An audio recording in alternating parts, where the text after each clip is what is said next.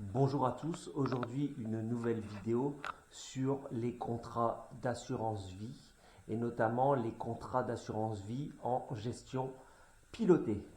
Alors, est-ce une bonne affaire ou pas pour votre épargne? Je vais essayer de faire une vidéo assez synthétique, je développerai dans d'autres vidéos ce concept, mais ce qui est important à comprendre, c'est que vous avez deux possibilités au niveau de vos contrats d'assurance vie. Être en fonds euros, donc c'est-à-dire qu'en fait le capital de l'assurance vie est garanti avec des taux très faibles. Être en gestion libre, où vous choisissez vous-même les produits que vous mettez dans votre assurance vie, actions, obligations, SICAV, parts de SCPI par exemple, et d'autres produits structurés. Ou alors être en gestion pilotée et donner un mandat de gestion à votre banque, si vous passez par une banque ou à votre compagnie d'assurance, pour gérer le contrat par des professionnels. Il est très tentant pour des particuliers qui ont un contrat en fonds euros et qui ne rapportent plus grand-chose depuis de nombreuses années de vouloir changer ce contrat pour dynamiser leur épargne et profiter de ce que peuvent rapporter les marchés financiers sur le long terme en essayant de doper donc le rendement de leur assurance vie. Mais il y a de nombreux pièges à ça et le premier des pièges, ce sont les frais de gestion des contrats en gestion pilotée sont exorbitants. Ce qui va se passer, c'est qu'une personne qui a un contrat en fonds euros, qui va demander à son banquier de le gérer en gestion pilotée, ce qui est très courant, pour avoir un peu d'action dans son contrat d'assurance vie. Donc on peut choisir un profil défensif avec peu d'action dans ce contrat, équilibré, 50-50 pour vulgariser, ou offensif, plus de 70-80% d'action. C'est que le problème que vous allez avoir avec ça, ce sont les frais. Je m'explique. Ce que l'on loge dans les contrats d'assurance vie des banques, la plupart du temps, sauf bien sûr les banques en ligne, qui sont plus flexibles, mais dans les banques traditionnelles, ce sont des SICAV. Ce sont des SICAV qui sont déjà chargés en frais. Donc ce qui va se passer, c'est que vous allez demander à votre banque de passer par un professionnel pour gérer votre contrat d'assurance vie. Et dans ce contrat, il va y avoir des SICAV chargés en frais, entre 2 et 2,5% de frais par an. Il va y avoir dans ces contrats des fonds de fonds, encore pire. Qu'est-ce que c'est qu'un fonds de fonds? C'est une SICAV de SICAV. Par exemple, si vous prenez un fonds de fonds monde, vous allez avoir des SICAV de chaque pays qui sont chargés à 2,5%. Et dessus, vous allez avoir l'enveloppe de ce fonds chargé, lui, à 1, voire 1,5%. D'accord? Donc vous avez 2 à 2,5, 1 à 1,5, donc on va dire au minimum 3% de frais de gestion par an, mais ce n'est pas tout. L'assurance vie, l'enveloppe de l'assurance vie va vous prendre des frais supplémentaires allant parfois jusqu'à 1%.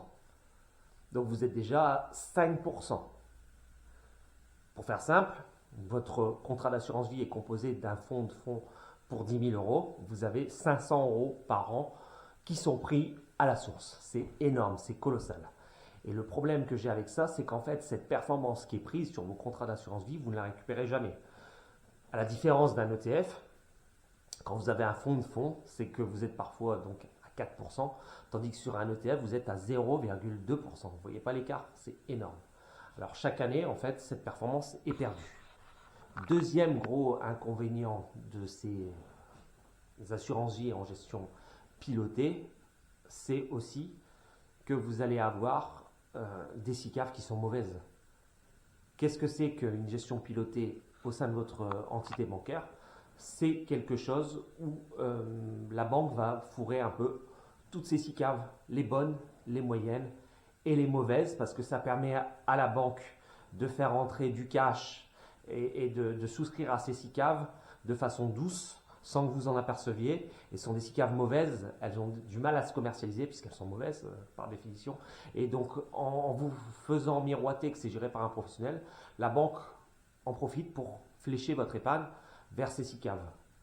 Alors, ce n'est pas une façon mal intentionnelle de vous vendre des mauvaises SICAV, c'est juste que la banque, pour faire vivre l'équipe de gestion qui gère les SICAV, elle a besoin de faire rentrer du cash.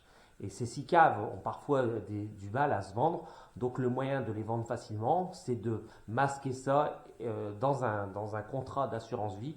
Comme ça, vous n'en rendez pas compte et vous souscrivez à ces SICAV. Troisième problématique que vous allez avoir avec cette gestion pilotée, c'est aussi le fait que pour une diversification, ce n'est pas optimal.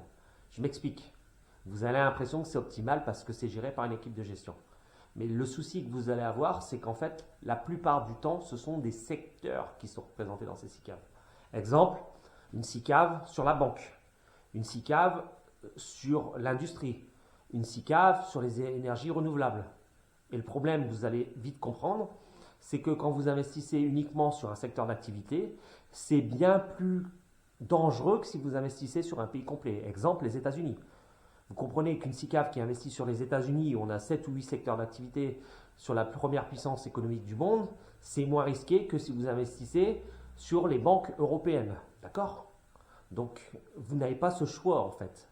Vous allez être investi principalement sur des secteurs et non sur des zones géographiques. Donc, vous allez avoir un souci de diversification.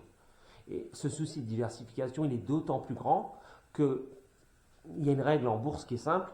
Si des valeurs chutent sur un secteur, en général, c'est tout le secteur, tout l'indice qui chute.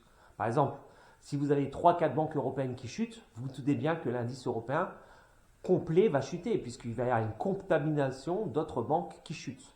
En reprenant cet exemple de SICAV européenne que vous risquez d'avoir dans ce fonds de fonds. Vous n'êtes pas maître de choisir vous-même vos unités de compte.